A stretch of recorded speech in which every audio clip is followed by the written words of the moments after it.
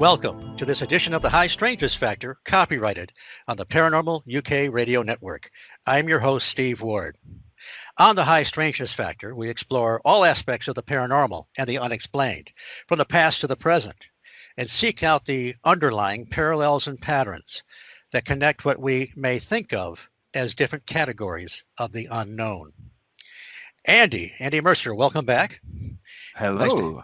Nice to have you back in the, I guess it's a co-host seat or whatever it is. Yeah, it's good to be back. Now, I know that you've got a bunch of stuff. Have many irons in the fire going right now. And some of them are kind of top secret at this moment, and they cannot be revealed. Slightly, yes. I mean, my new book is out, as we were talking about earlier in the week. My book on the Dante's Inferno, the occult elements of that, have come out of Three Hands Press. That was literally the last couple of days that finally came out, which I'm very pleased with. And I'm just waiting for my own copies to come over from the States. But I know a few people have already ordered it, which is good to know. My book on the runes, the second edition, should be out within the next week or so, hopefully. So I can talk about that perhaps next time. But that's finally going to see the light of day. And another little project I've been working on, which I'm hoping to launch probably around Christmas time, is also moving forward nicely, but I don't want to say too much more about that just yet. But I am really pleased the book on the Dante's Inferno is now out. That was my project for the summer. Got that done and dusted, and had a few last minute changes to make, which got sorted out, and now it's out and available. So I'm really pleased about that. Well, very good. I know you were actually too busy to be on a radio show or two, so keeping your nose to the grind. I'm supposed to be writing as well, but I don't have. Being a retired gentleman, when I should have more time. I'm not quite that disciplined just yet, I don't think. So the top secret stuff is going to be revealed in just maybe a week or two. Probably in around December. Originally, I was going to launch this whole thing around Halloween time was the plan, but I've just got a bit waylaid, so basically getting this book finished. As you know, I also work full time, so that kept me a little bit busier, although it's reasonably quiet at the moment. But no, it's something I've been working on probably since last year, but I finally want to get it kind of up and running, and it'll be announced to the world in general when it's ready to go, which probably will be about December time. But the Rune book, that's the other one that should be out hopefully next week. So it's all guns blazing at the moment. I'm now working on the second edition of my first book I wrote, which was on Enochian magic a few years back. So that's got its publisher lined up already. But that won't be out till next year now, I expect. Well, definitely won't be out till next year, maybe the year after. But certainly keep myself busy with all that stuff. Well, I have seen a sneak peek to some of the top secret stuff, and it's worth waiting for it, just so people will keep an eye out for it. Okay, let me introduce our guest tonight.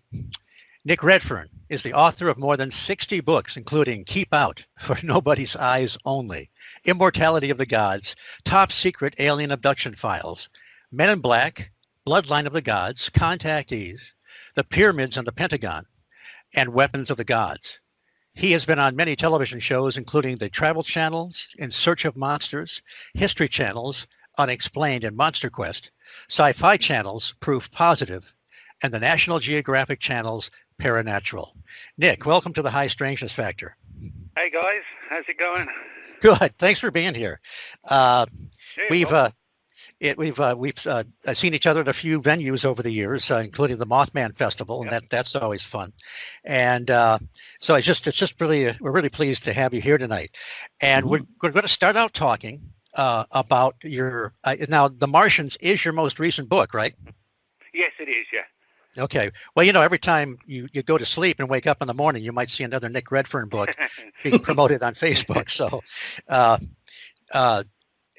I've really enjoyed this book. I've always been fascinated by we've had over the years all these hints of possible structures on Mars, like the face and so forth, and the pyramids, etc. And some of these strange. Every once in a while, we would get these better high resolution photographs back of some of the other things on Mars. What was it? I know you're interested in everything, but what was it that drew you to this particular project?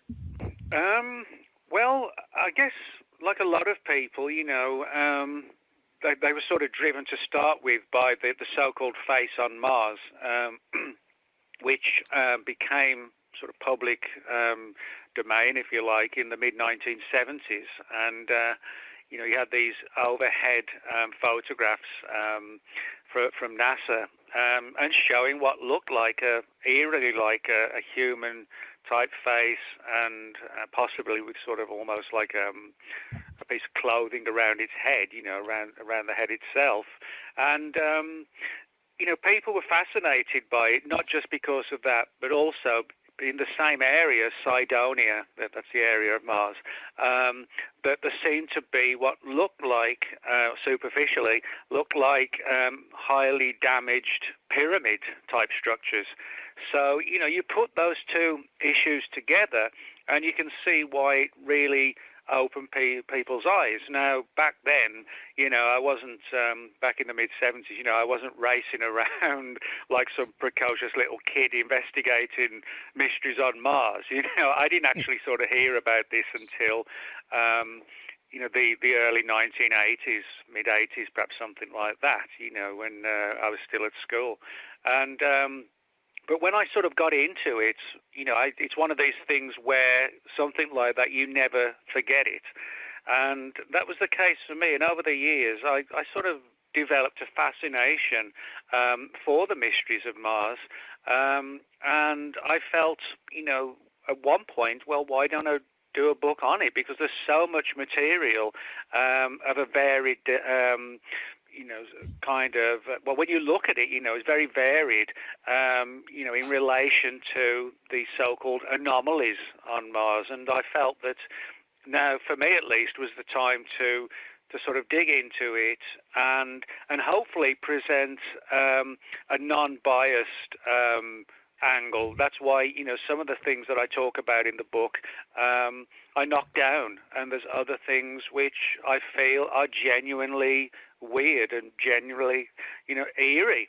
And so hopefully, I've kept a good balance and presented to the reader why I personally think that there are artificial structures on Mars, and they may be, so the remnants of an ancient civilization, which is a pretty sensational thing to say, but I feel there's enough data to push things down that pathway at least.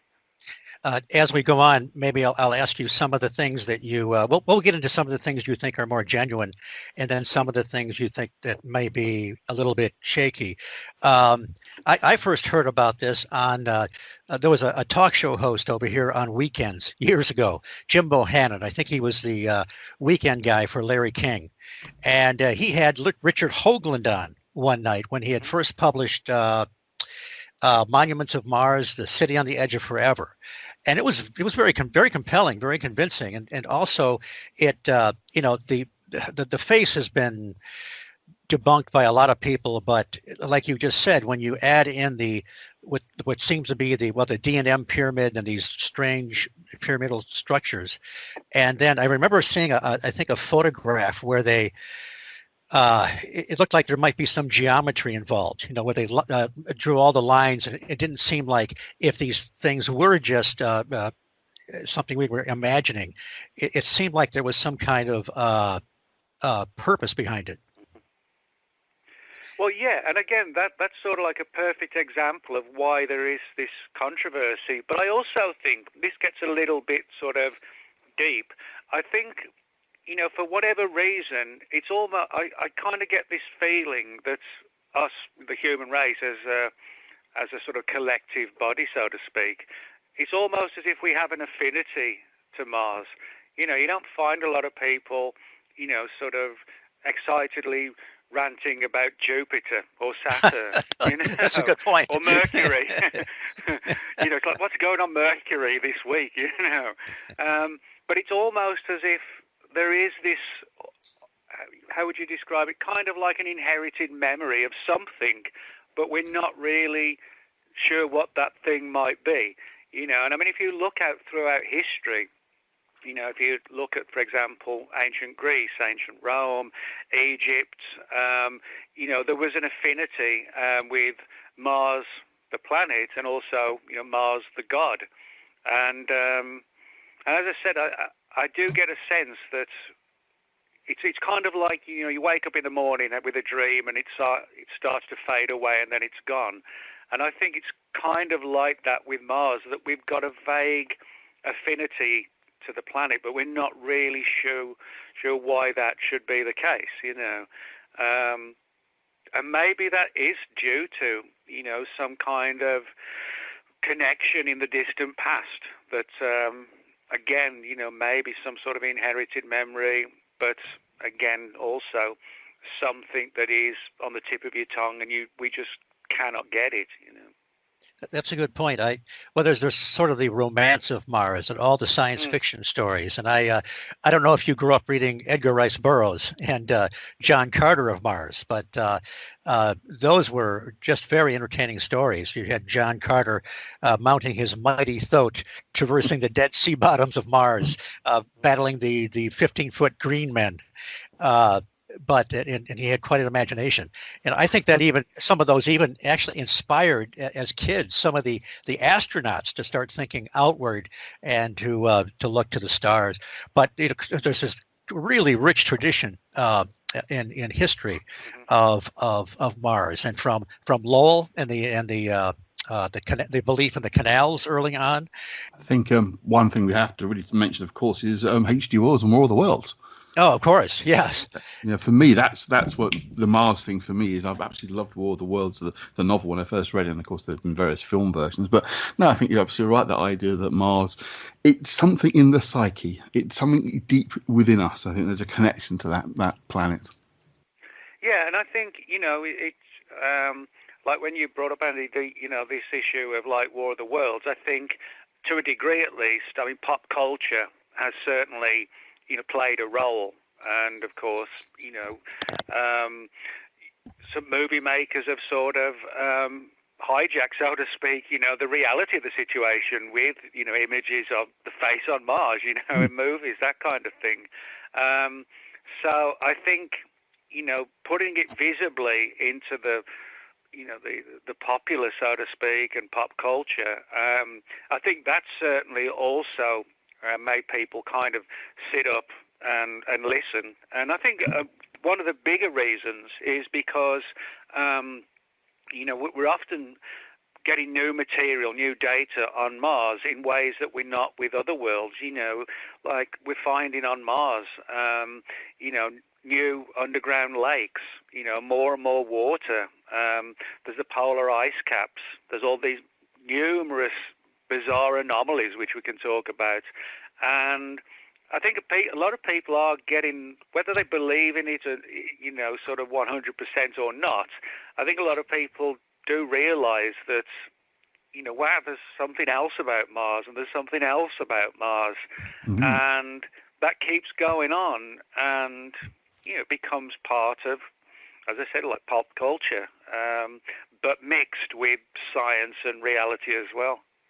Well, even you start out the book talking about Gulliver's Travels, and why don't you talk a little bit about that? The strange, almost prophecy. I don't, you know, it makes you wonder, and also a little bit later, I want to talk about my favorite comic book artist, Jack Kirby, and these sort of foreshadowing, these crazy coincidences. But tell us a little bit about how you open the book with the Gulliver's Travels and its connection with Mars moons. Well, this is a really, really strange story. You know, like one of those stories where you could say, really, really, you know. And it's a fascinating story, and it revolves around the classic novel Gulliver's Travels. Now, the book itself, written by Jonathan Swift, was first published in 1726, almost 300 years ago. Now, in the story itself, Jonathan Swift actually makes reference to a pair of moons that orbit the planet Mars.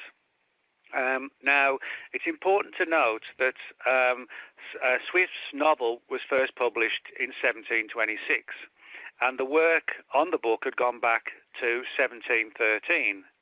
Now, you might think, well, what's so important about that or significant?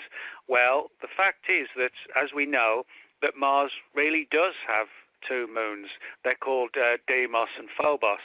Now, what's intriguing, bear in mind, as I said, Swift was working on the book in 1713 and put Mars with 2 moons. And the difference between 1713 is the fact that the 2 Martian moons, Deimos and Phobos, were not found until 1877.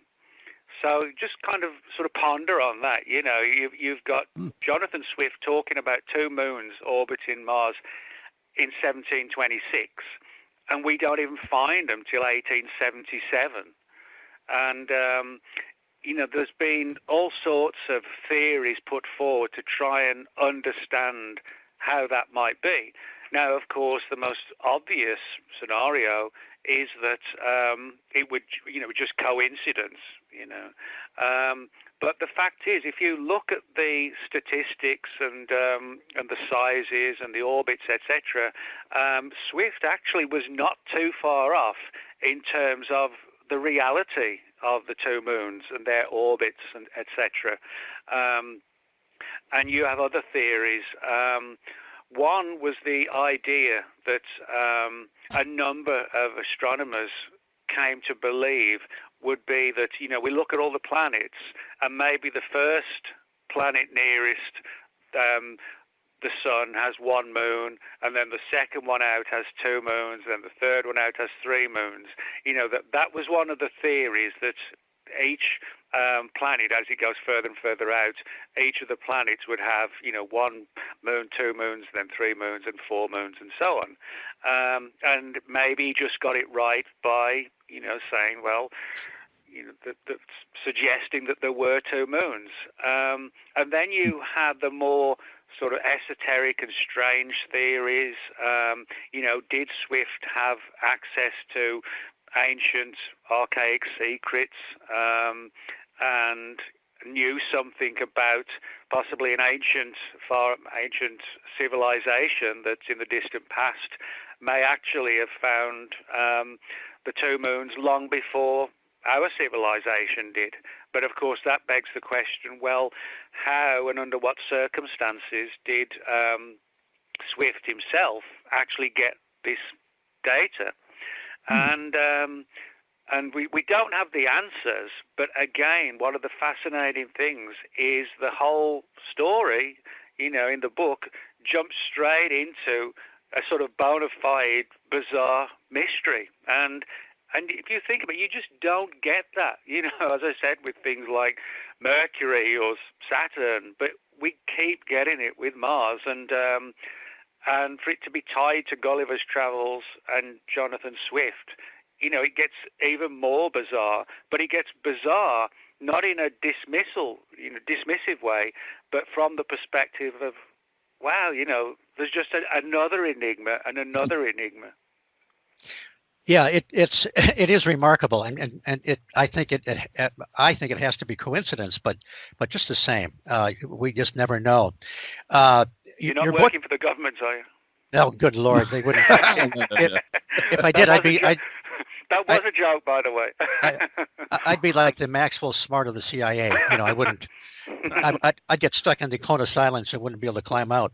But we do talk of meaningful coincidences, don't we, Steve? We talk about meaningful coincidences, you know, the deepest synchronicity, that kind of thing that we could be talking about more here, rather than being sort of we're dismissive. Certainly, I mean, I know you probably know that Steve and I are very much sort of John Keelian types. We are into that kind of theorising. So the idea of coincidences themselves don't necessarily mean it's dismissive coincidence. It's just that deeper coincidental times, isn't it?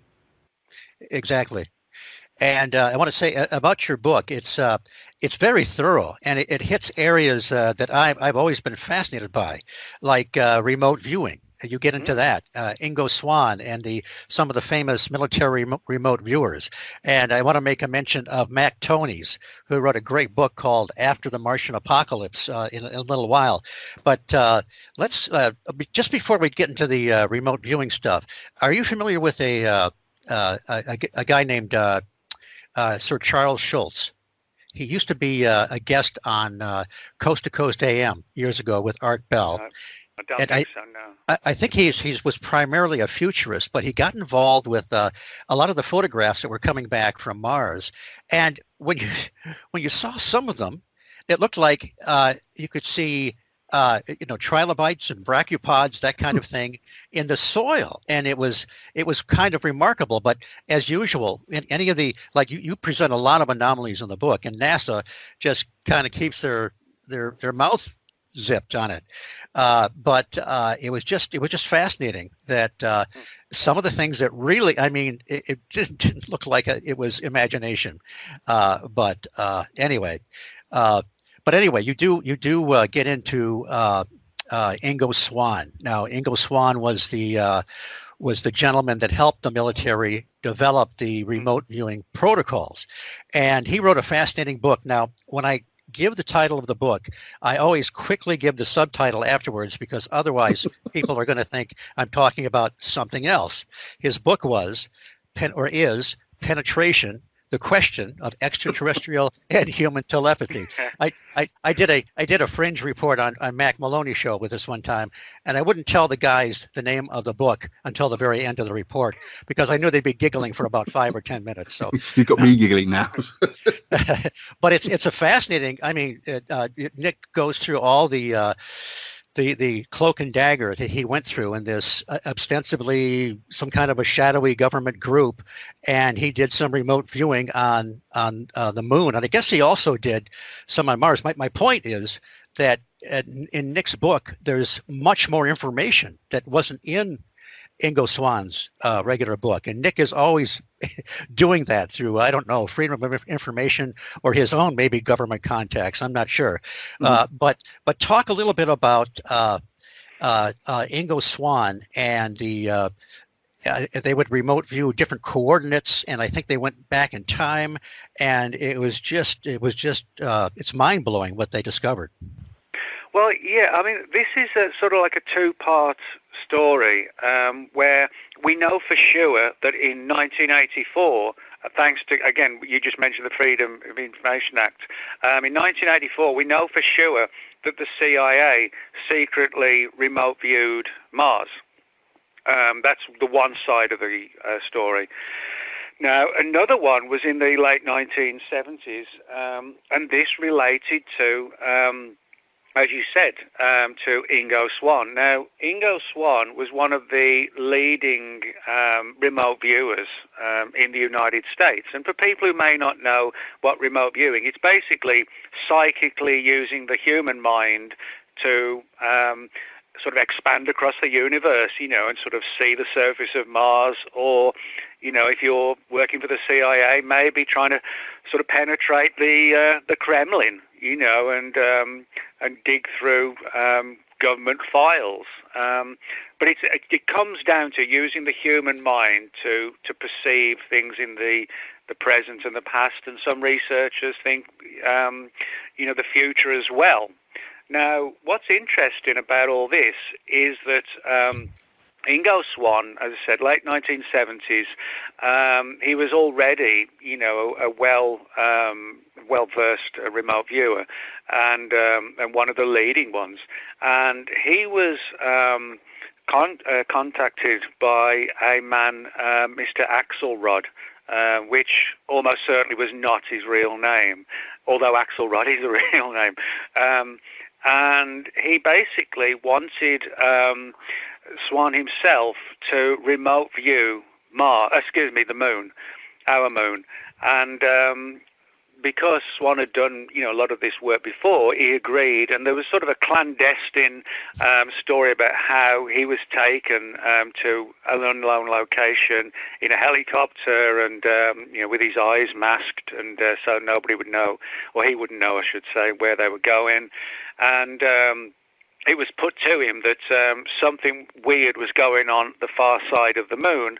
And for people who may not know, the moon itself always shows one side of the moon towards us. So, you have to sort of, we rely on images, for the pictures on the far side of the moon. And when Swann actually did the remote viewing project. He said that he could see what looked like buildings, structures, and a significant degree of building, or like mega scale, buildings, things like this. And this, it seemed like at least, that this is what Axelrod was looking for. And it all actually tied in with a guy named George Leonard, who wrote a book about mysteries on the moon. And Axelrod had clearly got a copy of that book, and that probably, to some degree, inspired him to bring in Swan.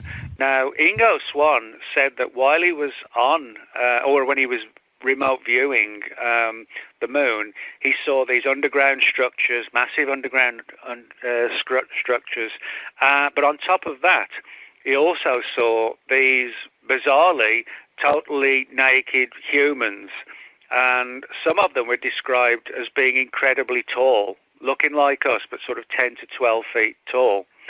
Now, that in itself is interesting. The story gets creepy because the more that Swan began to remote view these entities deep under the surface of the moon, he began to realize that they were able to sense when he was probing their minds. And he sort of became very frightened, literally frightened about this, the idea that, he was watching them and they realized and they started to watch him. And so to a degree backed away. But the interesting thing is the fact he talked about seeing these extremely tall human-like entities.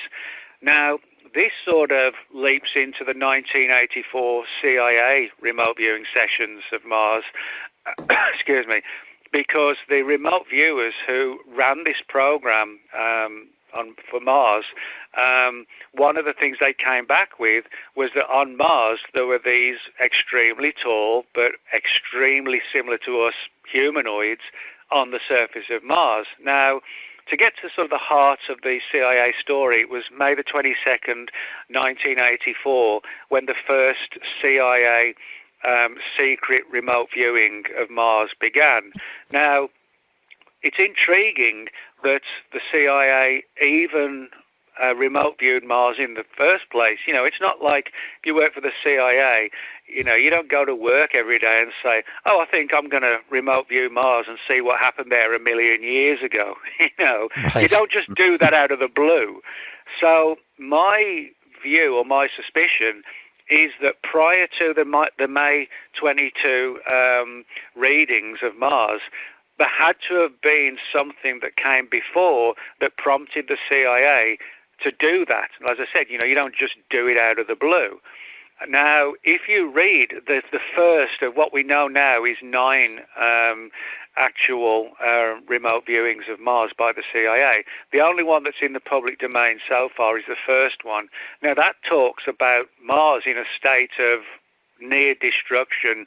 The remote viewer talked about how the sky seemed to be on fire, the massive earthquakes, these very humanoid type entities were fleeing for these gigantic underground bunkers, and it was kind of like sort of Armageddon, but on Mars rather than on Earth, and literally like your sort of world's worst sort of disaster movie, that kind of thing. But everything came down to the idea that the Martians possibly, or at least some of them, may have fled to the Earth. And, of course, then it gets even more controversial. But, as I said, I think the most important thing to note about this, and this is very quick, one of the most important things is that that NASA were actually out of the loop of the 1984 sessions that the CIA Oh, ran. really? Yeah. Now, this is the important thing because, whichever side of the coin you're on in relation to these, Mars mysteries, etc., the fact is that everybody, agrees that NASA is the primary agency within the US that handles, space travel and space exploration. But the CIA program in 1984, that was not revealed until until the early 2000s. So we're talking about 18 years after this happened, and nobody knew about this, and not even NASA. So when people say, NASA is at the heart of research into Mars, well, that is true.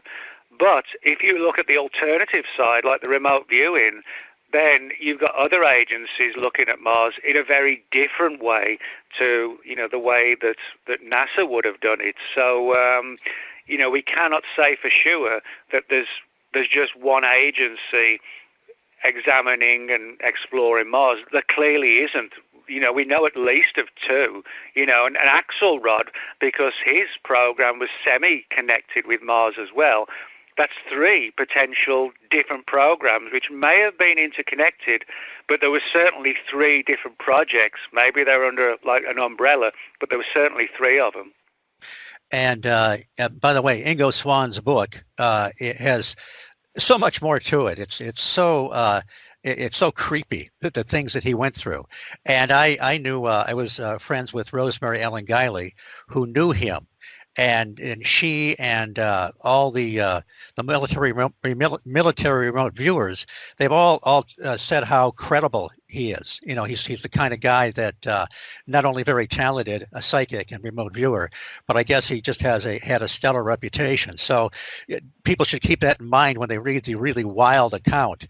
Now, I read about the remote viewing Mars in the past and the destruction, the implication being that perhaps a comet close passed by a comet or some astronomical calamity struck Mars. But I think I read it in one of Joe McMonagle's books. But in your book, you say that Joe McMonagle said that he was not the remote viewer that picked up this material.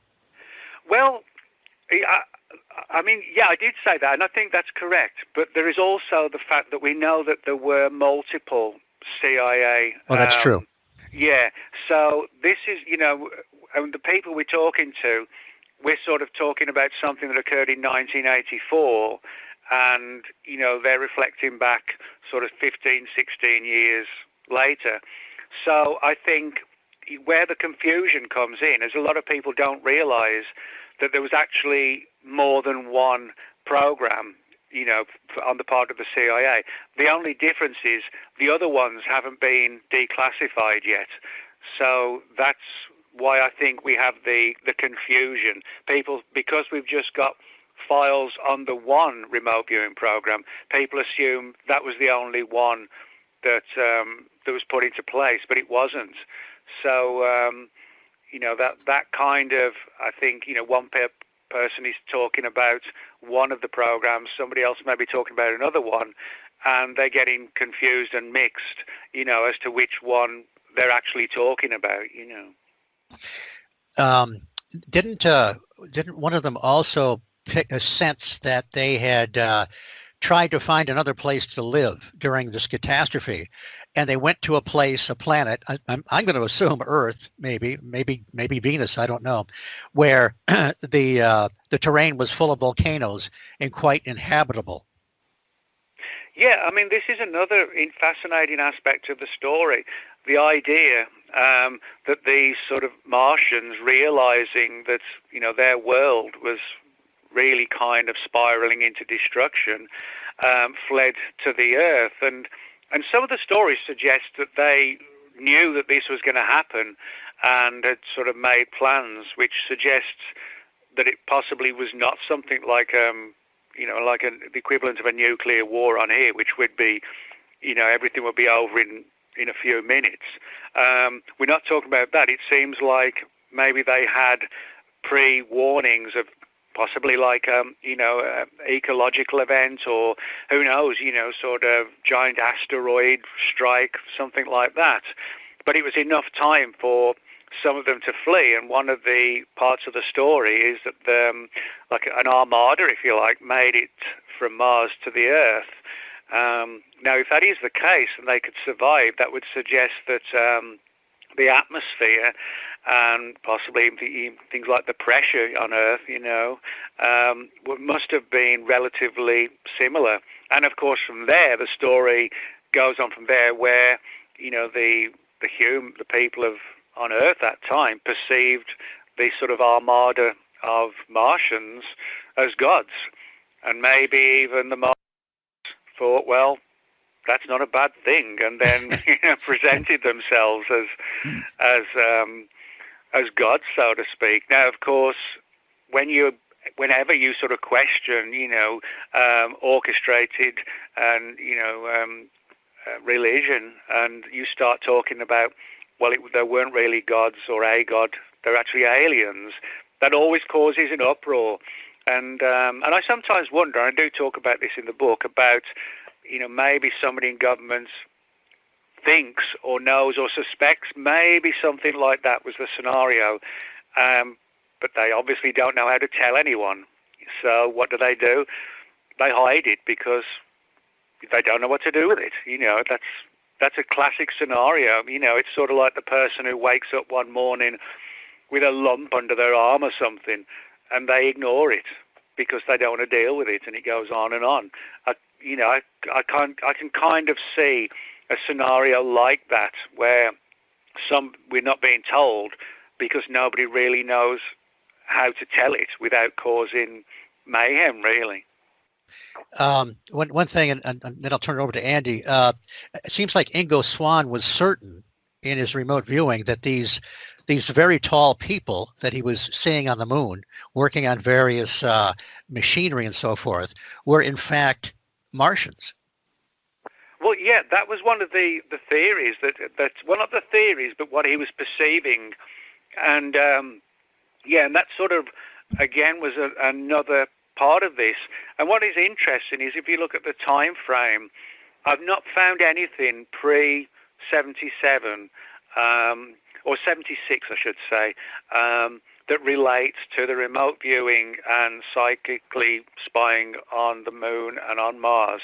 So I think something happened around that period. Now, I mentioned George Leonard's book, Somebody on Our Moon, and he was writing that in 76. And Axelrod, we know for sure, 100% sure, we know that because he mentioned this with Swann, that Axelrod was very intrigued but also concerned by what George Leonard had found on the surface of the moon. And that was 76. The book came out not long after, 77. And then we know that some of the work with Swann continued through 1978. Then in the early 80s, we've got the CIA. So something between late 70s through the early 80s, somebody had found something to the extent that there were, as I said, at least 3 operations and then these multiple CIA ones. So, in other words, I don't know what they found or what prompted them, but something prompted the remote viewing guys and women in those programs. Somebody gave them the go-ahead to focus on the moon and focus on Mars, and also look to see if there's a connection between the two as well. Axelrod seemed to be very overwhelmed by the whole thing. I mean, he's the guy sort of in charge. Ingo Swann had no idea what he's getting into, but it seemed like Axelrod was kind of freaked out by what was going on, and just we think that the government knows everything about ETs and UFOs or whatever, when they probably, and Andy and I were talking about this a little earlier, they probably don't know crap, but they're not going to tell the American people or the world that they don't know what's going on, and they're powerless to do anything about it.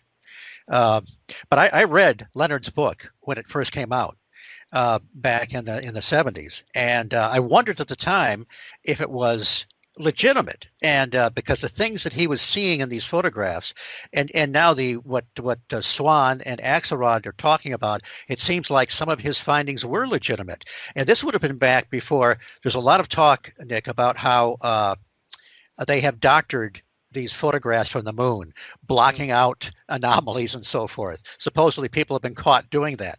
And but back then, Leonard would get these pristine photographs from NASA and be able to examine them. So perhaps he really was finding stuff that was anomalous. Well, yeah, and I think, there's clearly more to that story. When you've got all those snippets and they all come together, that's like a classic situation where something was going on, something big was going on. And, the idea that there could have been surviving Martians, that made it to the Earth, made it to the moon, and were meddling on the other side of the moon, where for the most part, most people aren't going to see anything because it's the far side of the moon. It does create a very sinister picture. It does. And I mean, and then you add that the gods angle, and people ask me, well, why don't they just tell us if there was something there 100,000 years ago, a civilization? Why not tell us? And the only thing I can think of is that it would be something that still impacts our world today. If it was just that we really did find, ruined pyramids and a ruined carved face and some weird little animals, I don't really think NASA would, or any agency, would hide it. I mean, what's the big deal in hiding the fact you found a little animal the size of a rat? That's not going to affect U.S. national security or anything like that. But I do think that if it could have an impact on civilization, then that would be a reason. And the biggest reason in relation to civilization would be religion, I think. I think also it's a kind of a default position with most governments to automatically hide anything they don't fully understand or can't fully make use of or make sense of, rather than say, well, here's the information we have. What do you think, guys? It's always a case of, no, we're going to control the story until we know what it is. And if we don't know what it is, we're not going to give you the story. We'll hold on to it. But again, I think you're right there, Nick, the idea that it would impact upon people's religions and faith. And if you're showing that these ancient visitors, we have now called them as gods, but they're actually the Martians that survived, that would have a strong impact around the world. And I could see that would be potentially a reason why they would certainly sit on this kind of information for fear of the effect it would have. Well, yeah. Oh, yeah, go ahead. Go ahead, Nick.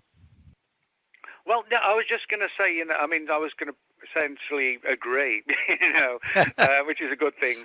And I think somebody knows more than most of us do. And I think most people in NASA are completely out the loop. If something was found, if it was sort of definitive photos, and let's say of something that was clearly, a structure, I was going to say man-made, but Martian-made, So if we found something like that and a group of 15 or so were the only people who knew, and there was no artifacts, nothing was brought back, but it was just really life-changing pictures, that could quite easily be hidden, because all you've got to do is hide a bunch of photographs, in a vault somewhere and just lock it. That would be easy. And so for that reason, I think most people are out of the loop.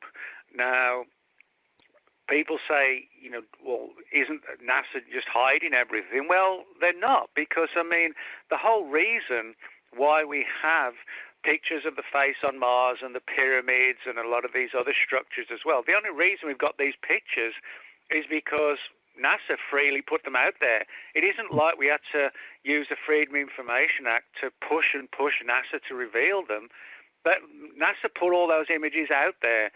So you have the theory that perhaps NASA just doesn't care. They really do think these images that it really is just pareidolia,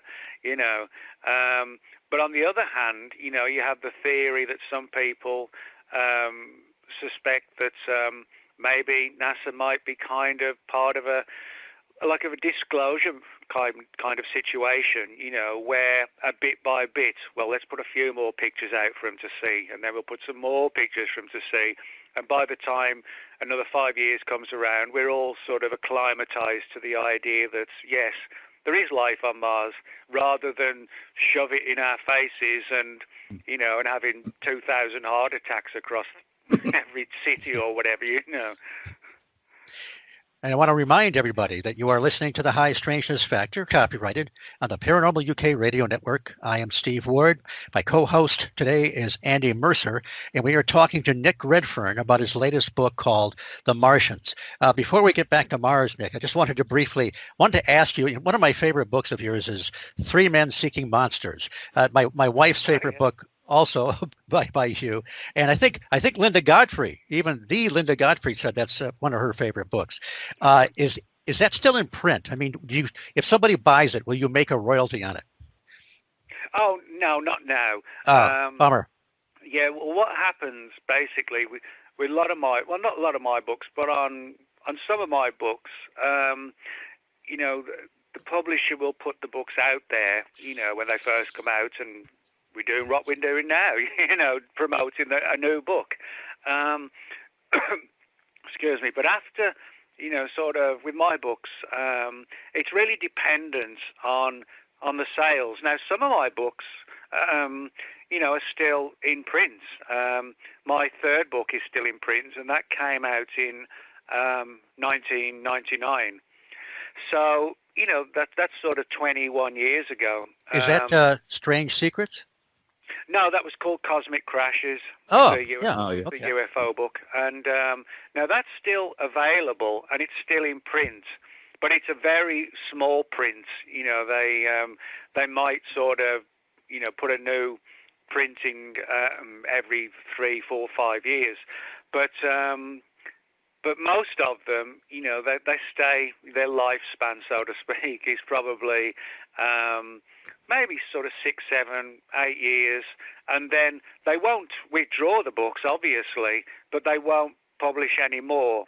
So, you know, let's say hypothetically, you know, one book had a print run of 5,000 copies, but only sold immediately like 2,000. That 3,000 that's left would still be in Amazon and on maybe the shelves of Barnes and Noble and things like that. And so that's basically how it works. But no, that one actually isn't. You can get it. You can get new copies because they haven't all been sold. But it's actually not still in print now. No. Neither so you don't make any.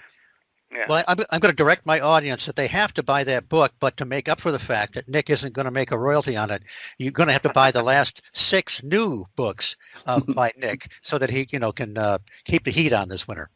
That's okay. Right, yeah. It is. It's a really. Yeah. It's not just a fun and entertaining book. It's very thoughtful, and people that, like Andy mentioned, get into the sort of the Keel-esque or the Carl Jung or the aspect of the paranormal, the paraphysical. It really it's just a really great book. Oh well, thanks. And it looks at the angles, you know, of. If we sort of believe in monsters, you know, they'll come to life, sort of the thought form tulpa kind of situation. And then these things, you know, when they've been sort of brought into reality, you know, the last thing what they want to do is to be destroyed and decomposed, you know, and destroyed.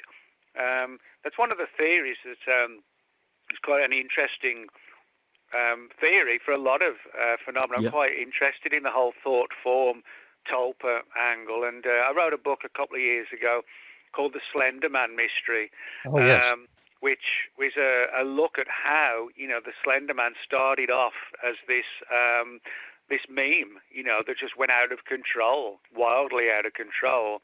But then after about 8 or 9 months, people swore they saw the Slender Man in the real world. This was after thousands and thousands of kids were obsessing on the Slender Man and focusing on it, and there was YouTube shows coming out and things like this. And then suddenly, after this huge following, people said they'd seen the Slender Man, as if, you know, all this intense focus had created inadvertently a thought form version of the original, totally fictional Slender Man. So that's kind of a lot of what's sort of at the heart of that particular book. It's interesting you should mention that, actually, because bit of full circle. And one of the things about Mars I thought was interesting was the Martian Chronicles, Ray Bradbury's book, and the TV series. I saw that when I was fairly young at the time.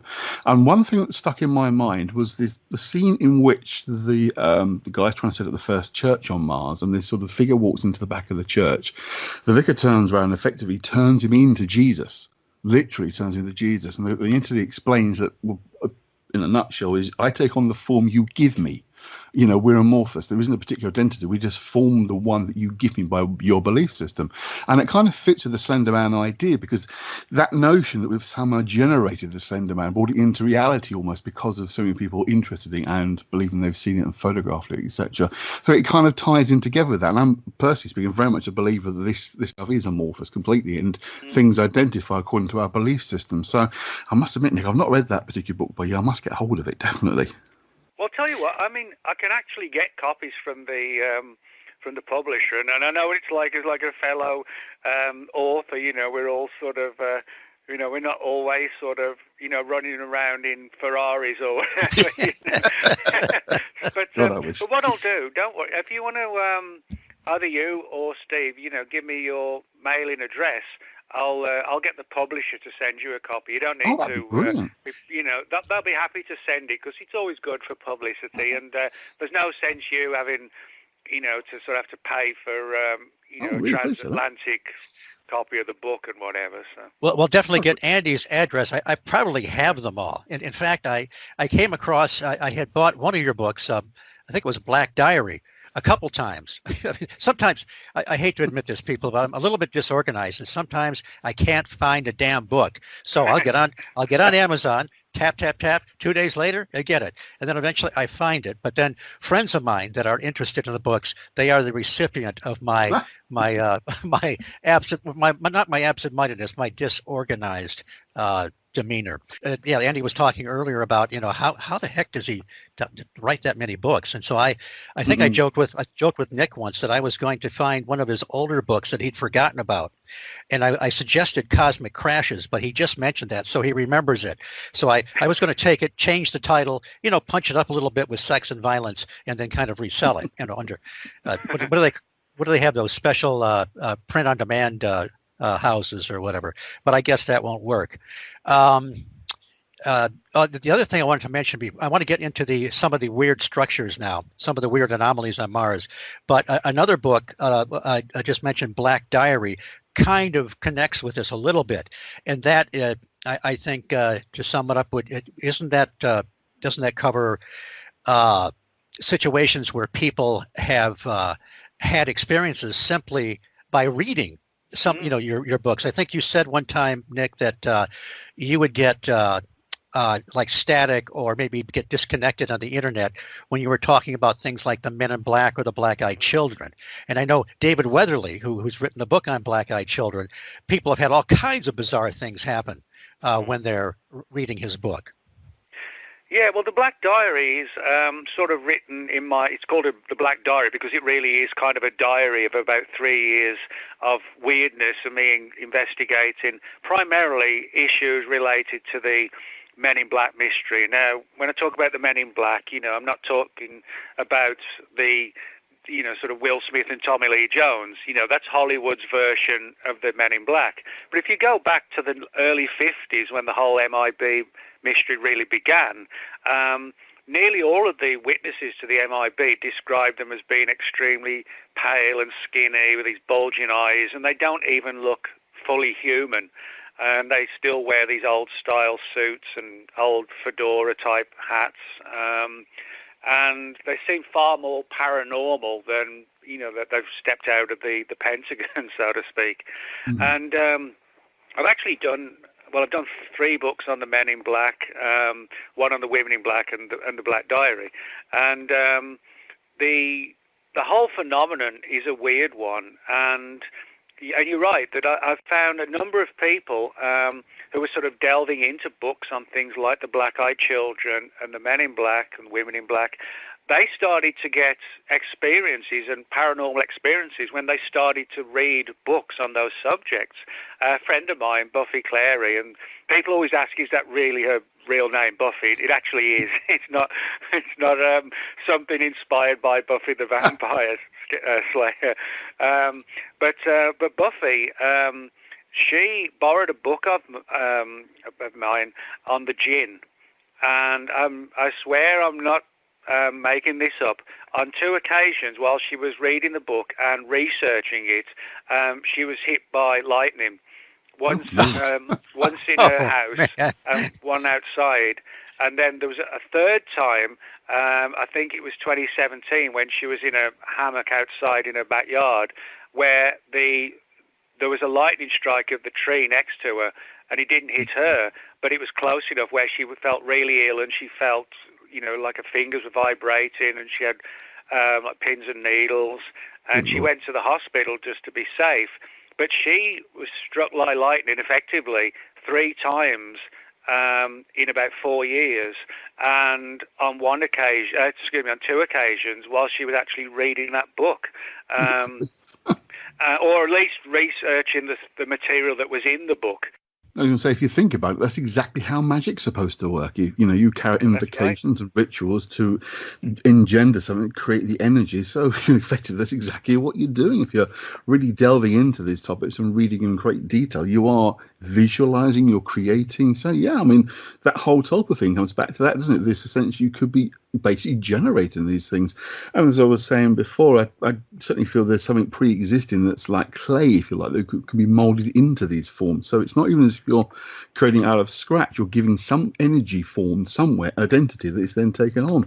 And the idea particularly that after a while we lose interest in these things, but they don't go, they just sort of fade a bit but are still around, again, which makes certain sense for some of the things that are still being seen, that people still see things like fairies and goblins, those kind of things, where perhaps they exist because they've been believed in for such a long time. And even though belief may have faded, they haven't faded. They still linger. That's very similar to the whole UFO phenomenon, because back in the 1800s, when there was a wave in the latter part of the 1800s, people were seeing UFOs, but they weren't like flying saucers or anything spectacular. They were more like huge balloons, kind of like the huge Zeppelin balloons that the Germans used in the First World War. Then in the Second World War, we had these small balls of light that would chase both Allied and Axis pilots that became known as the Foo Fighters, and that's where the band actually got their name from. These Foo Fighters were these strange balls of light that were seen in the Second World War. Then in 1946, we had what were called the ghost rockets, then flying saucers, and then back in the 1990s, you had the rise of what were called the flying triangles.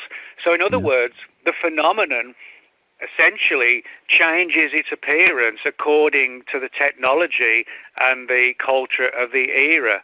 If you think about it, we hardly ever get reports today of literal flying saucers. Flying saucers went out, and they were replaced largely by the flying triangles. So again, I think there's something to the idea that subconsciously the reason why the UFO phenomenon has changed. When I say changed, I mean by when you look at these craft, they've changed so much over the decades. It makes me think that subconsciously we are sort of upgrading the UFOs themselves, because our civilization is sort of doing exactly the same thing, and that's why we don't see those old balloons type UFOs from the 1800s. We don't see the Foo Fighters. We don't often see flying saucers. And I think part of it, at least, is us projecting how we think they should be for the relevant era, albeit subconsciously. Yeah, and they always seem to stay ahead of the technology of the time. They're always a little bit ahead, but they also carry with them so many strange features, high strangeness. Like even the airships, people would see ape-like creatures and large black cats on the ground, sort of like we sometimes see Bigfoot in conjunction with various craft and so forth. What I was going to say, Nick, is that you're going to have to become more responsible and start putting Surgeon General warnings on your books. May get struck by lightning, may fry your transistors or whatever, so that people can become prepared. Okay, now you mentioned one of the fascinating parts of your book, and we won't be able to get to too many of these, but are the really bizarre anomalies, the structures on Mars. Before we get to the structures, there is one photograph. By the way, I think it's some years ago. I think NASA was actually holding back some of these, and if my memory serves me correctly, Senator John McCain rattled their tree a little bit and said, "Look, you've got to release more of these photographs." And that's when we got the strange, I don't know, translucent snake-like images that people, some say are water channels or whatever, and the trees, the photograph of what looked like trees from the air is just, for some reason, it's just very eerie. Can you talk a little bit about some of those structures? Again, there's the debate. You knew Mac Tonnies, didn't you? Yeah, Mac was a good friend of mine, and as you said earlier, he wrote a really good book called After the Martian Apocalypse, and that was, Mac was someone who himself, had a deep interest in the Martian anomalies and these stories of ancient civilizations, and it's a really cool book. It's a sort of really well written book, and and well presented. In terms of when you're addressing something that's so controversial. So it's a really good book, and he was someone who recognized that these anomalies didn't seem to be just kind of somebody seeing Elvis's face in a cup of coffee or whatever, Right. And the more you look into these anomalies, some of them do seem legitimately weird. Now, you mentioned trees. This goes back to the 1990s when on some of NASA's pictures, now we're not talking about pictures that came from the rovers going across the landscape, we're talking about one of NASA's orbital craft, and it actually took a number of pictures of what look eerily like bushes and trees on the surface of Mars. Now, granted, they look very different to the trees and bushes on Earth, which you would expect, it's a different planet. But if you look at them, it kind of looks like, when you see the pictures, it looks like somebody took a picture out of an aircraft window, flying over the Arizona desert and focusing on a tree, a solitary tree on its own. And that kind of is how it looks. And it's difficult to dismiss it as think other than what it looks like. Now, if you Googled Mars photo banyan tree, B-A-N-Y-A-N, you'll see a number of the pictures and how they really do look like trees. Now, the other one you talk about, the Martian tubes. Well, these tubes on the surface of Mars, nobody knows really what they are. But again, we've got aerial pictures of them, and they seem to be long, clear tubes that run across certain portions of Mars. And Mac Tonnies speculated on the possibility that perhaps in the distant past, maybe they were the equivalent of something like, the New York subway and the London Underground, things like that. In other words, as means to travel across the planet. And it really is difficult, to explain what they are. But one of the things that a lot of people don't know, and I was a bit surprised by this, even within the community that looks into this, but everybody's heard of the face on Mars, but there's actually another one that's become known as the crowned face. Now, this is a really interesting story. The area is called the Libia Monte, and there's a couple of pictures that were taken aerially from the Mars Global Surveyor, and it shows a photograph of what looks incredibly like a face. Now, what you have on there is what looks like a helmet or a crown, which hence the term of the title, and you also have two eyes which actually looks like there's a pupil in each one. There's a nose between, and there's even two nostrils. Yeah, I was going to say, it's a bloody nose with two nostrils. I mean, how does that happen by chance? Yeah, and then you've got the lip, chin, and it almost looks like it's got a dimpled chin as well, which is really strange. Now, again, if you Google crowned hair, the crowned face. If you Google crowned face Mars photo, you'll see this, and I really find that one far more so than the face on Mars difficult to dismiss it. Now, kind of getting away from the faces, but also keeping on the issue of strange photos, there's a story that surfaced actually less than a decade ago. It's become known as the face hugger photo. And it's called the face hugger because it shows a picture of something that looks just like the face hugger in the Alien movies starring Sigourney Weaver. You know, these sort of spidery, fast-running creatures that grab you around the face, you know. And then, it's sort of that crab thing that you can't tell if it's you almost wonder if it's three-dimensional. Oh, yes. Yeah. Well, again, if you Google NASA photo, face hugger photo, you'll see a picture of something very strange, which it looks like it's crawling up the side of a cave. The picture that I've got is sort of is cut down, but we know that whatever it is, it's on the face of a cave. Now, it looks like something with a circular body with what looks like 8 limbs, and it kind of looks like a combination of a crab and a spider. We don't know the size. Now, whether it's alive or it's not, it's difficult to explain it off as a rock because it doesn't look like anything like a rock at all. But if you were to ask me, do I think it looks like some sort of really creepy, weird, spidery thing? Well, I actually think it does look like a really weird, creepy, spidery thing crawling up a cave. Certainly, I'm looking at it now. The thing itself is a slightly different colour to all the rocks around it. So if it's a rock outcrop, it doesn't really make any sense because the colouring is different. I mean, again, I'm not saying it's a living creature or even a fossilised creature, but it certainly does look strange. It's some of these things you look at and you think it goes a little bit beyond one's imagination. But we really don't know. Nick, would you talk a little bit about there's two sort of monoliths you deal with. There's one that's on one of the moons of Mars that I think Buzz Aldrin referred to, but there's also one on Mars that if I don't have them mixed up, that looks like the opening monolith in 2001. No, you're not wrong. There's on Mars and also on Phobos.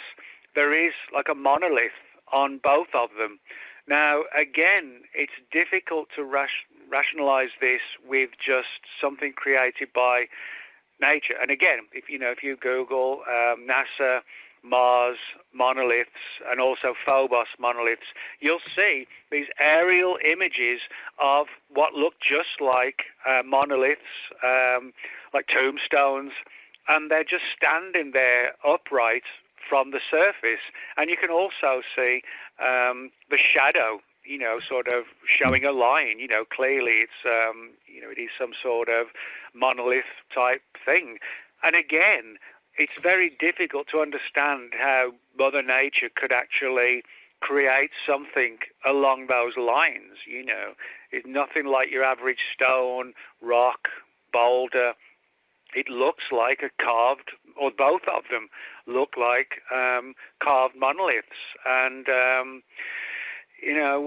we even had, major media coverage, like, for example, John Glenn, one of the first astronauts, he felt that this was well worth looking at, and actually was quite vocal about it because, like most people, he realized this was not, your average your average stone, your average rocks. So, in that sense,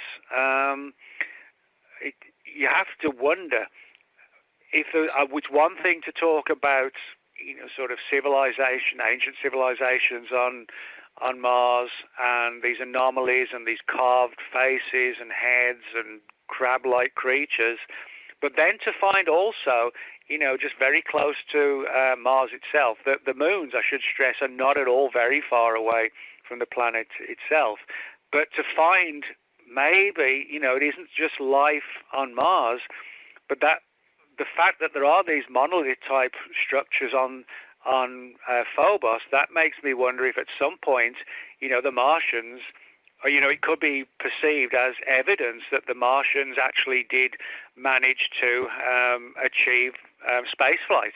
They left Mars and were able to, at the very least, travel to Phobos and leave something behind, as an image, so to speak.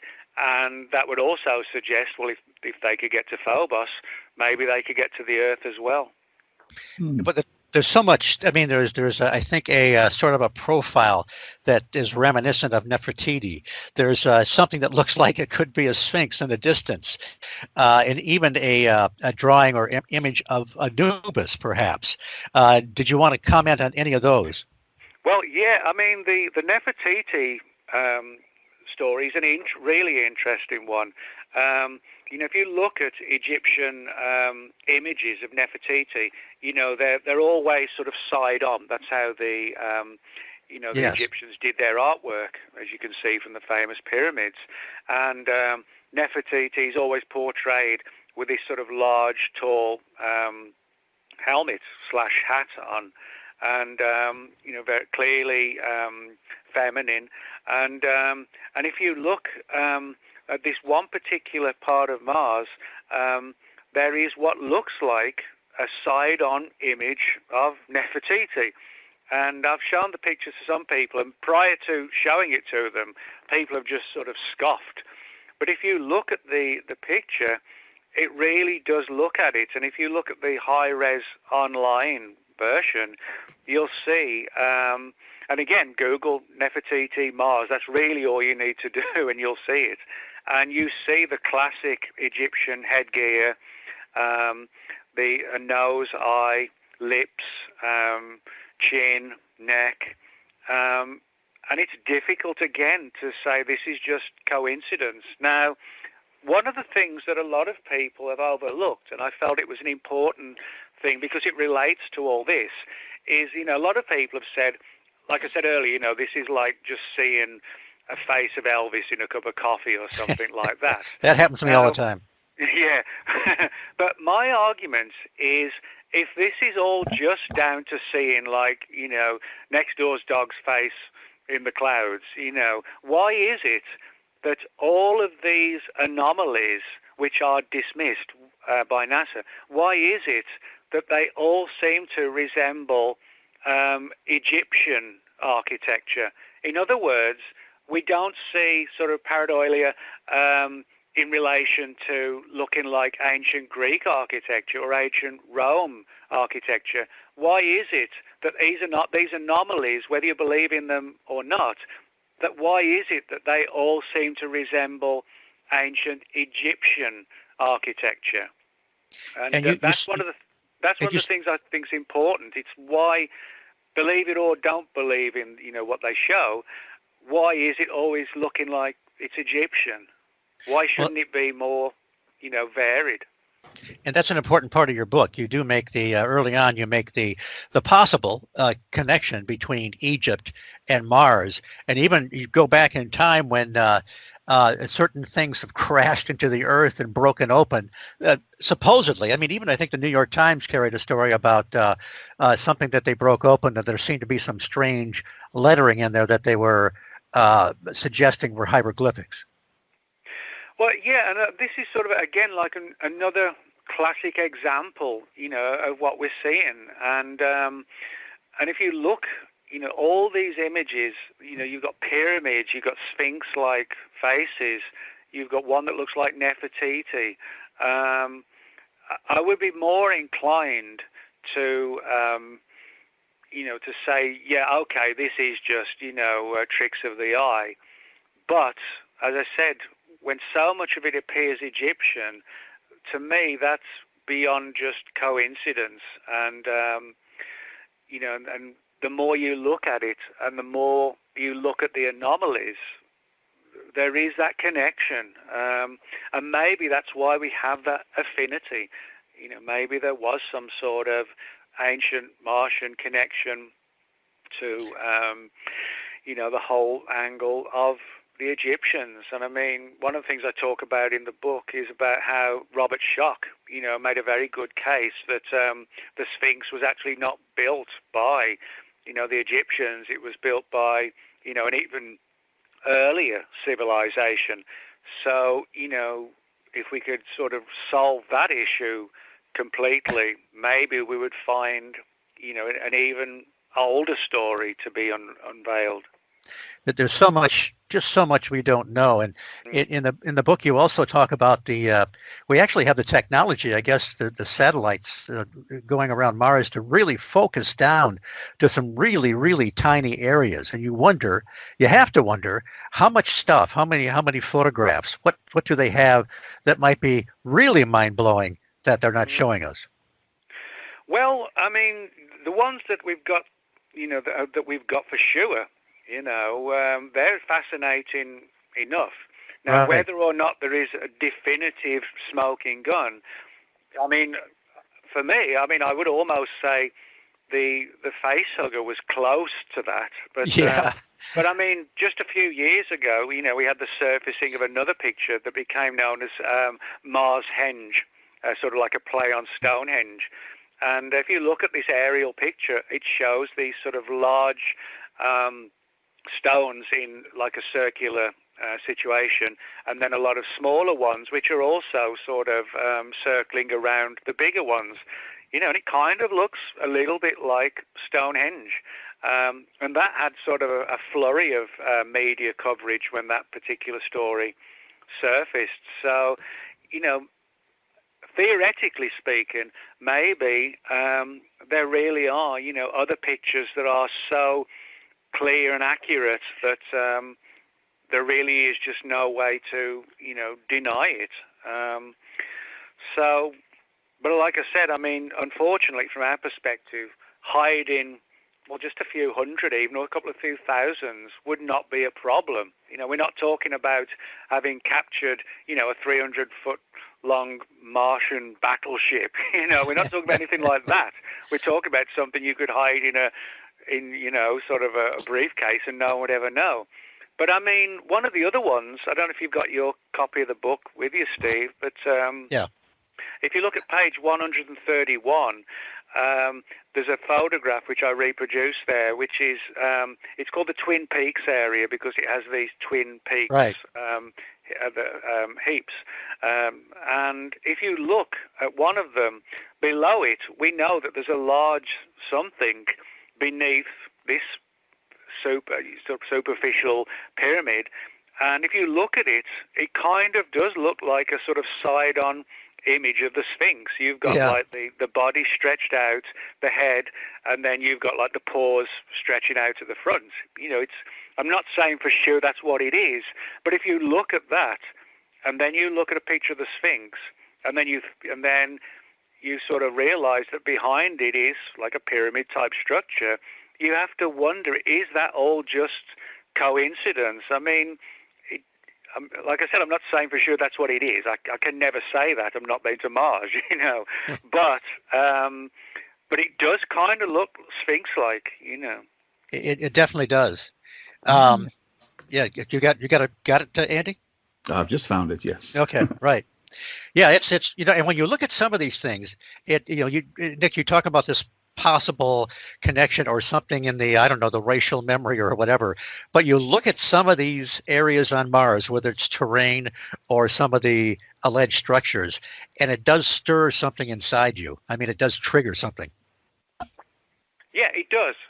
And I kind of view it like, this is sort of dumbing it down a little bit, But I think it's kind of like something your pet dog, you know, when it goes to bed at night, it sort of circles around and then lays down after 30 seconds or so, because that's sort of like an inherited memory of when they lived in the wild, you know, and they're laying down their patch to go to sleep at night in the jungle or the woods.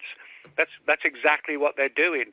And so maybe, you know, there's more to inherited memory than we realize, that it's not just, wow, this is a cool thing about Mars. Maybe it's far more than that. It's something that impacts on us and impacts on them, whatever they really were, you know. Yeah, and to carry that further, if people want to be freaked out a little bit and entertained, get a hold of the movie Quatermass and the Pit, because it kind of pulls together everything we've just been talking about with the racial memory. Yeah. Yeah. And you often find that, though, you know, like sci-fi kind of comes before reality, or it kind of blends into the two. I mean, I talk about that in the book with, for example, the famous comic book artist and writer Jack Kirby. Back in the 1950s, you know, long before he was doing sort of superhero comic books, he was doing sci-fi comic books. And one of the stories is actually called The Face on Mars. And in the story, what you've actually got is this gigantic carved face on Mars. And one of the astronauts manages to climb it and gets inside it via the eye sockets, the carved eye sockets. And the astronaut, the key character in it, he gets this image in his mind of like a huge sort of battle between different organizations, different groups. And, you know, people have wondered, is it just a coincidence that that Jack Kirby, you know, came out with this story, the face on Mars, and you know, it's this gigantic, huge carved face, out of stone, out of rock, and on top of that, you know, then suddenly 20 years later, in the mid-70s, there really is a face on Mars. I know. And is that just coincidence, or, you know, was Kirby kind of almost like downloading data and not necessarily realizing it, but assuming that this was just a cool story? Maybe it wasn't just that. Maybe this is one of these flashes into the past, you know, something like that. Well, people have said that Jules Verne did the same thing. He wrote a book, I don't remember the title, but it was about Paris in the future. And he's talking about even things like fax machines. And of course, we all know what the Nautilus was powered by, and all the things that he did kind of foresee in a way. So there may be something to that. But you know, from Jonathan Swift to Jack Kirby, it's really bizarre. Yeah. But that's also what makes the thing so sort of I would say sort of enduring. You know, it never goes away, but it also is something that really kind of reels us in, because, you know, there really is something to think about.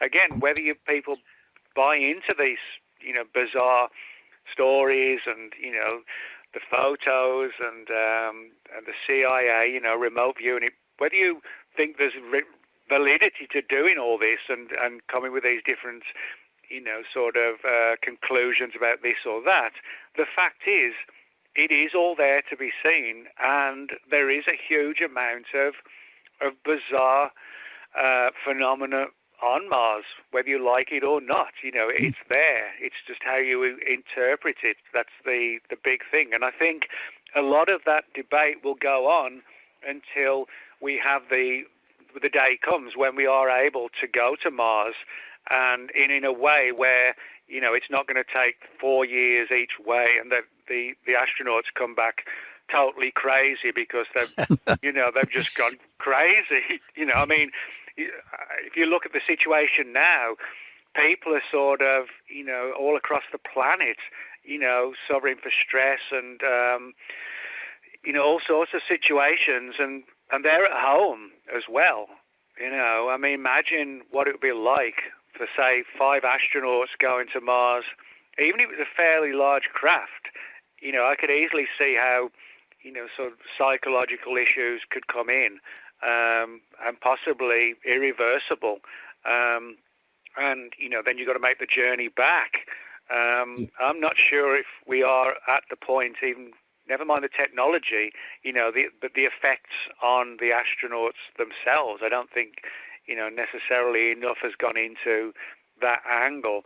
But what I would say is that if you sort of look at all that, I think the only way we are going to get the answers, as I said, is if we can get there and spend significant time there and actually say, let's go and see the face, you know, once and for all.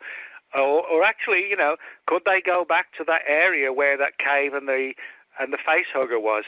And if it's still there and it is a rock, well, it's a rock. But it's more intriguing if they do actually go to that area and that thing is not there anymore. You know, that would be the big irony. Would be well, you could say you've proved it by the fact that there's nothing there, you know, but you have proved it, kind of thing, you know. Well, I know in Arizona they check their shoes sometimes before they put them on to see if a scorpion's in there. So that's probably what they'd have to do to make sure one of those little huggers isn't in their boots. Come home.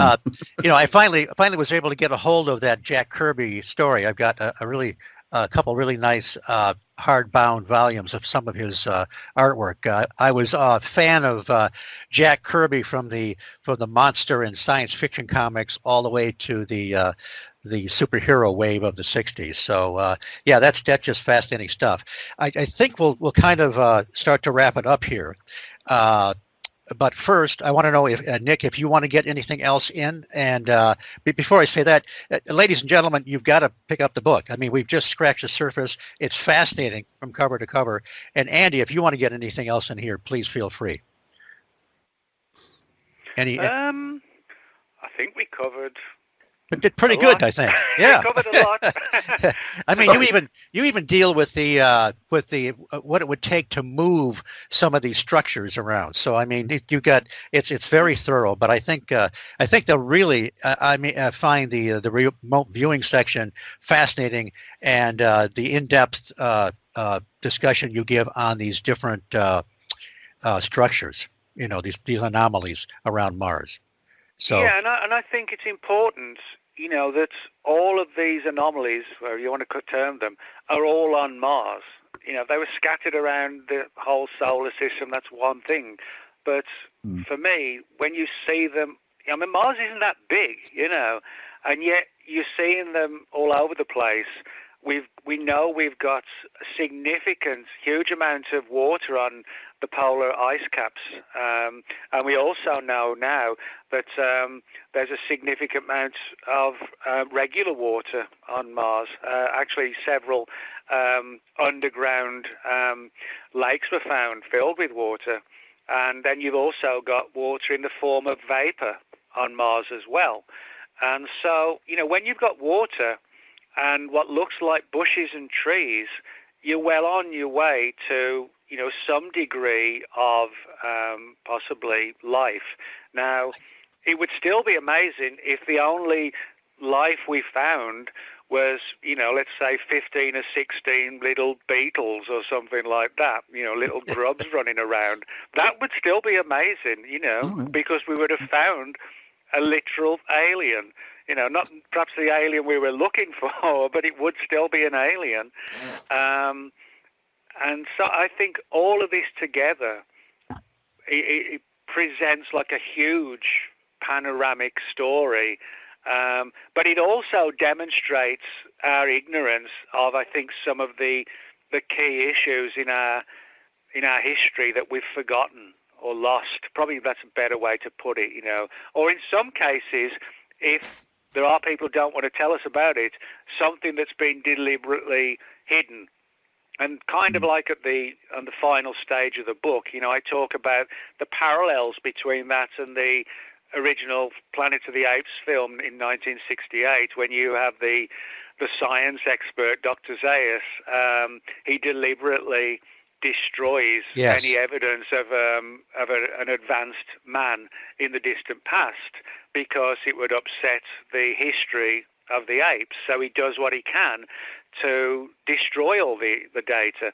And I sometimes wonder if that could be what's going on. There's such perhaps a deep concern of something in our past so life-changing and dangerous and sinister and worrying, that somebody has essentially, or an organization has essentially self-censored itself and self-censored us in a strange way. In other words, hidden as much of this as possible to prevent from panic or chaos from occurring. And that kind of sort of runs in with a parallel from Planet of the Apes. The idea that getting rid of science and history is a good thing, and when you start going down that path, that's really dangerous. When you start to modify history, Well, I suspect. What do you think, Andy? I think that probably most of us could handle it if these things were revealed. I think individually we might be able to, but I do saying before, if it starts to knock on things like people's faiths and beliefs, then that can be a problem. I can see, you need a few people to start to overreact, for people to kind of create a wave effect of people panicking about these things and what does it mean for us. I think as individuals, I think people like us, us three, kind of a bit more in tune with this kind of thing, would handle it much better. But I think the average Joe public would probably have a bit of a meltdown over that kind of change of their understanding of one's own identity. When you, particularly if you are talking about something that may have come from the ancient past and affected us here in our development, that really does make you start to question yourself. You would find yourself thinking, well, what are my origins then?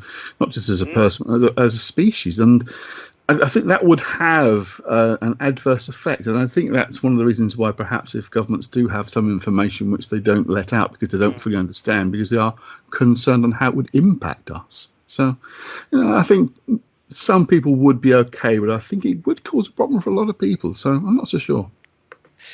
And if, those, I'll have to do some research. The photographs that they were showing on Coast to Coast, I think they were legitimate. And some of them really looked like, I've been out to the rock quarries and found brachiopods and trilobites and so forth.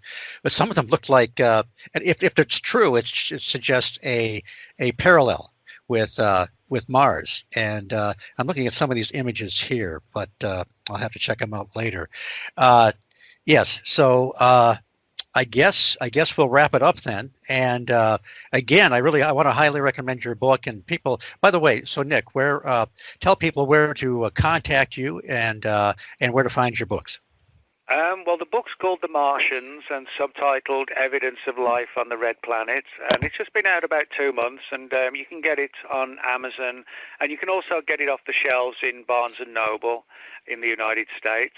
And as far as myself's concerned, I have a blog called World of Whatever, and you can reach me there. And there have been times when I've been sort of every day posting, and other days when I'm not. So when you go there, you'll see it's a little bit staggered. But I always sort of try and, every few days update it with some of the more intriguing stories. And you can also reach me at Facebook as well. There's a bunch of Nick Redferns, but just type me in and you'll see me. So. And a very cool recent picture, by the way. I also, before we close, and Andy, if you want to get anything else in here, please do. I don't want a personal thank you. You and I talked a few years ago at the UFO Contact event at Houghton Lake, Michigan. Nice little resort area there. And while I went to high school with Methuselah, I was still kind of the new kid on the block. And so you graciously came to see my talk, and you even gave me a nice shout out when you gave your talk. So I just really appreciated your support. But you're welcome. And joking aside, it is all, I like the fact that when we can all get together, and as a unit, and but not just colleagues, but friends as well. I think that's sort of, the way it should be. And Well, there's nothing better than a conference dealing with some aspect of the unknown and the unexplained.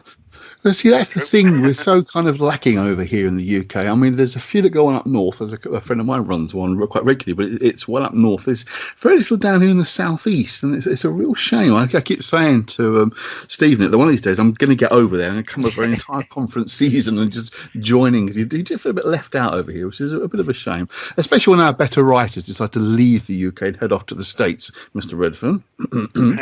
Well, I mean, there are a lot of conferences, in the US. I mean, all the time, whether it's US, well, not now, obviously, with the virus, but I mean, normally, you've got UFO conferences, conspiracy, ghost conferences, and, pretty much every other weekend, maybe somewhere every weekend. And we're talking about, audiences of 300 to 400, and some of them more than that. So that there is a good scene, and unfortunately, it's all over there. Yeah.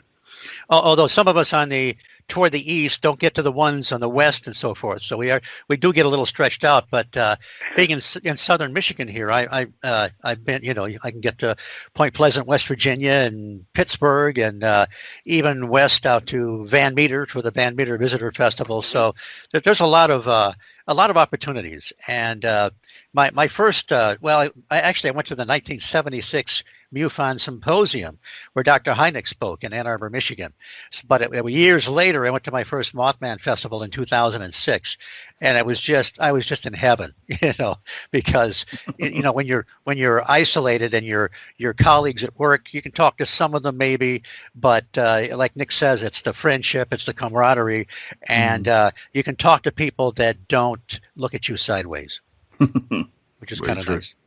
The Roger Corman film, Attack of the Crab Monsters, is in my head right now.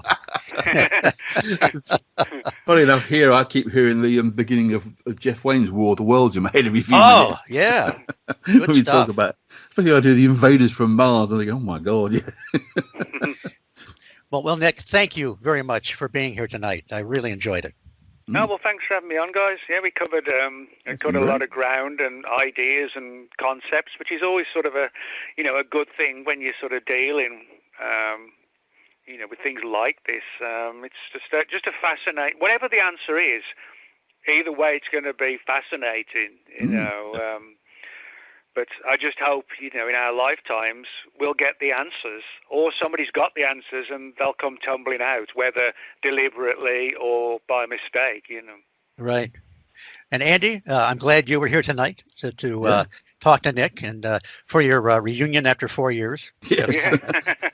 Yeah, it's funny. Well, thank you both, gentlemen. Sit tight for just a minute. I'm going to do my closeout and we'll wrap it up.